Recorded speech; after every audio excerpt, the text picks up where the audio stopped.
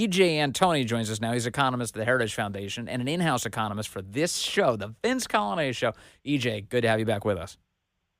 Vince, thank you so much for having me again. So you have a critical report on this subject out today. You tell us about, first and foremost, you have a co-author on this, and what have you concluded?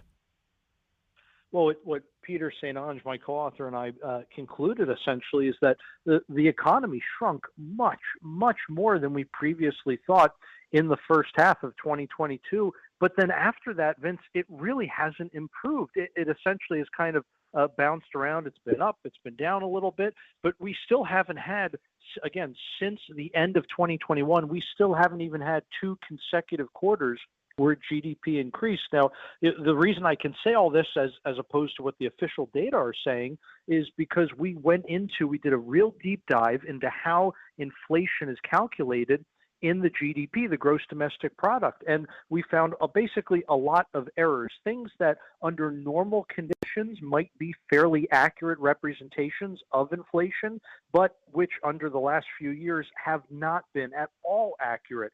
Housing is a really great example of that. The monthly mortgage payment on a median price home has more than doubled since the beginning of 2021. But when you look at these official inflation metrics, it's only up about 20%. It's off by a factor of 5. So once you factor that in and you realize that so much of what we're counting as an increase in gross domestic product, in other words, an increase in economic growth, it turns out that's just prices growing up. It's not more homes being sold, for example. It's not that the homes are larger or nicer or newer. It's literally just an increase in price. It's not an increase in real economic activity. So, in other words, like the cost of a home has doubled. If your mortgage doubles, then that's a big deal. And the government had concluded that prices had only risen 20%. Right, exactly, about 20.9%. But then once we start factoring in all of these different ways in which the inflation metrics are undercounting the cost of living increase, now all of a sudden, we arrive at a much larger estimate, almost twice as large, at 39.9%. Now, this is essentially from the first quarter of 2019 all the way through the second quarter of 2024. That's just the most recent data that we have. So this entire report, we go all the way back to the first quarter of 2019, and we say, okay, how has the economy performed since then? And actually, believe it or not, Vince, for a little bit of 2019 and also into 2020, the economy, we think, was doing even better than previously estimated. And that actually continued into the start of 2021. Initially, in the beginning of the Biden administration, the economy was doing better than the official statistics make it appear. But again, that all goes south very, very quickly, beginning in 2022 when inflation kicks in earnest. Again, not just according to the official measures, but according to the figures that we recalculated based on real-world data. So the government reports, in other words, are useless for us to understand what's actually happening because the data are rigged as they present these reports. And oftentimes we've seen almost every time, correct me if I'm wrong, but it seems like constantly the government will release a subsequent report and they claim that last month's data has been revised downward. The economy wasn't doing quite as well as we told you last month. How much of this, given your educated judgment on the subject, can we ascribe to malice? In other words, they're just outright rigging the data to try and convince the public of something that's not true. And how much of this is they're just lumbering and slow and incompetent when it comes to giving the public an accurate reflection of their life economically?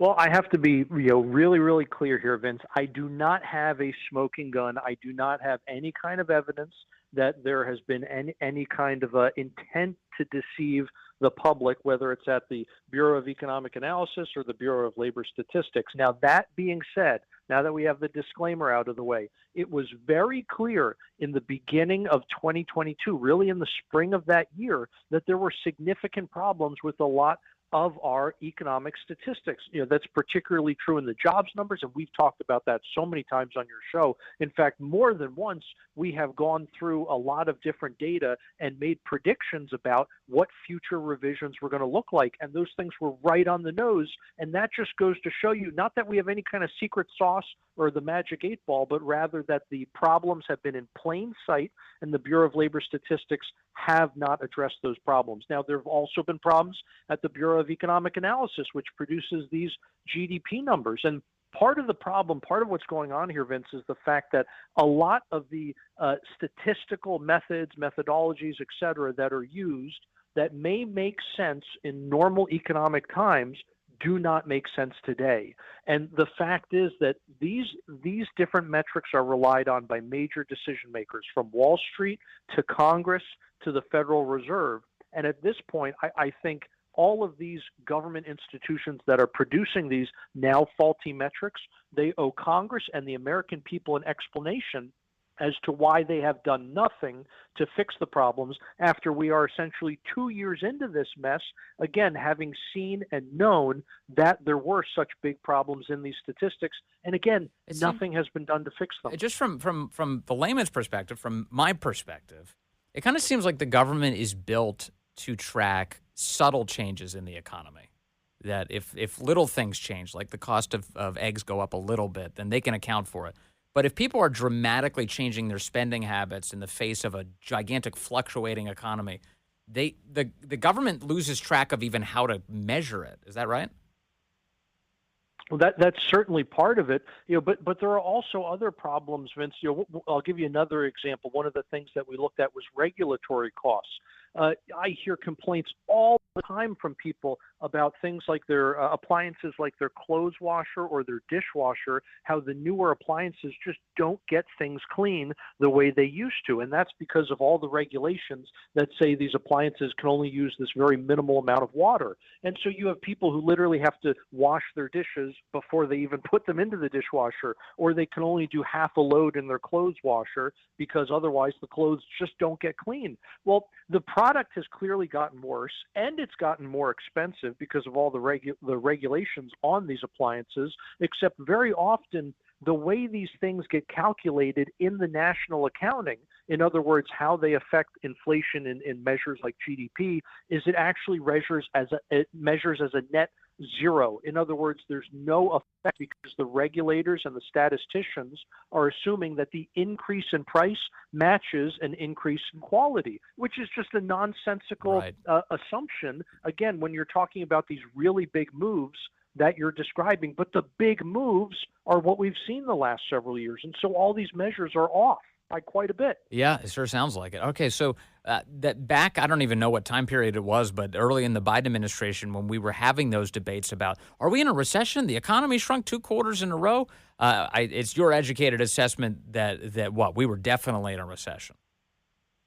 I think so. And in fact, I think not only did we enter a recession at that point, but it really seems like we have stayed there. And this is particularly true when you start looking at other numbers like disposable personal income. And this, Vince, I think is a key reason why so many Americans say that they think we're in a recession. It's because that's what's reflected in their personal finances.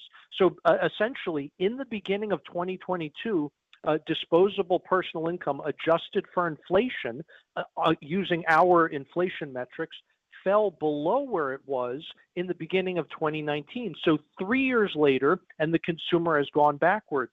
It is right at about that exact same level today. So even today, the amount of disposable personal income, or rather what that disposable personal income can actually buy, is less than what it was at the start of 2019. So now we are 5 years later and no progress. In fact, the consumer has gone backwards. So of course people feel like it's a recession because they can buy less than they could before. So how much poorer are people now than they were when Joe Biden took office? It's several $1,000s, and that's just looking at the official inflation metrics. But again, once you start realizing that these measures are undercounting Yeah. inflation, you realize that it's several $1,000s more. So if we just want to look at, let's say, a typical American household, so you have two kids, two adults, both adults working, they have effectively become about $6,000 or $7,000 poorer on an annual basis. In other words, it's as if you knocked $6,000 or $7,000 off of their annual income compared to when Biden and Harris took office. That's how much less they can afford. That's how much less they can buy today. So is there any precedent for the United States losing this much wealth over the course and spending power over the course of just 3.5 years? That's 3.5 straight years in which Americans are poorer than they were before the Biden presidency started. It must be a very long time since something like that happened. We haven't seen this since the Jimmy Carter era, since we had much higher rates of inflation. Now, interestingly, it was right after Jimmy Carter, it was early in the Reagan administration, that they actually made some of the changes to how they calculated inflation, which we are trying to correct for in this report.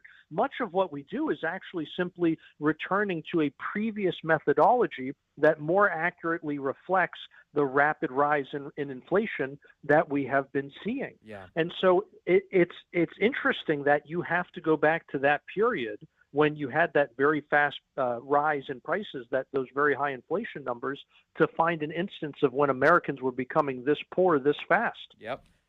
As always, rather than make your life materially better, they'll just lie to you about what's actually happening, use the data to manipulate you. But they can't do that to EJ Antoni. EJ, as always, thank you, sir. Really appreciate this report and your time.